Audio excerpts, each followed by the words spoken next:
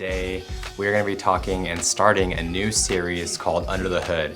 And what this is pretty much is just me talking about my experiences and also some things about using FPV drones for drift events, talking about things like what do organizers look for when they're hiring a drone pilot, what kind of setups are we using, GoPro settings, rigs, motors, props, all that good stuff, techniques on how to fly.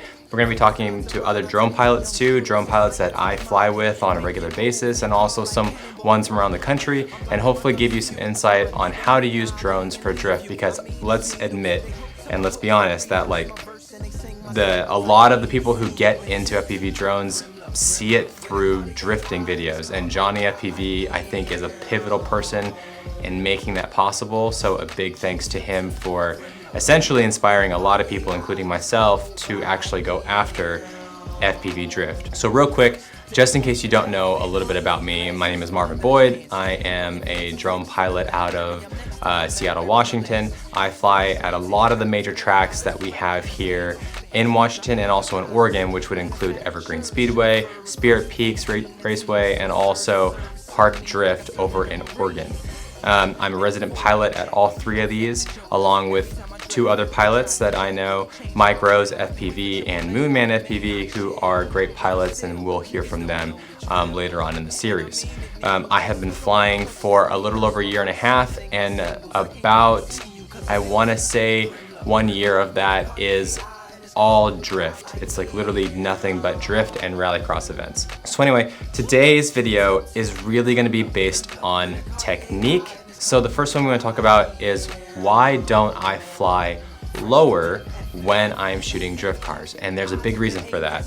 I use predominantly 7-inch rigs. 7-inch drones is something that I switched to about 7 or 8 months ago, and I've just been absolutely loving. In fact, I don't have any 5-inch drones at all. They're all 7-inch drones, and the reason for that is longer flight times, more speed, and more stability when I'm not caught in turbulence. So the reason why I don't fly super low is my 7-inch drones do not like a ton of turbulence. In fact, if we're flying something like the 5/8 bank, which is pretty much the layout that they use, the outer bank layout that they use for Formula Drift Seattle, those layouts require speeds from 70 to 90 miles an hour, which is incredibly fast. The downside to that though is I can't get extremely close to the cars like you do see in some of the 5-inch drones, and that is mainly due to the amount of turbulence that comes off of the car.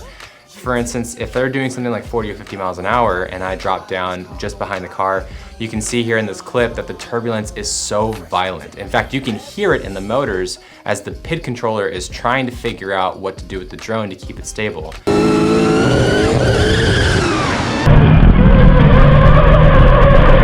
I've definitely had times where my drone has dipped over in certain spots and have tried to almost sink, where other times the drone seems to be totally fine. My sweet spot tends to be back and to the right of a drone if I do go low, where I'm outside of the wake of all the dirty air coming off of the car.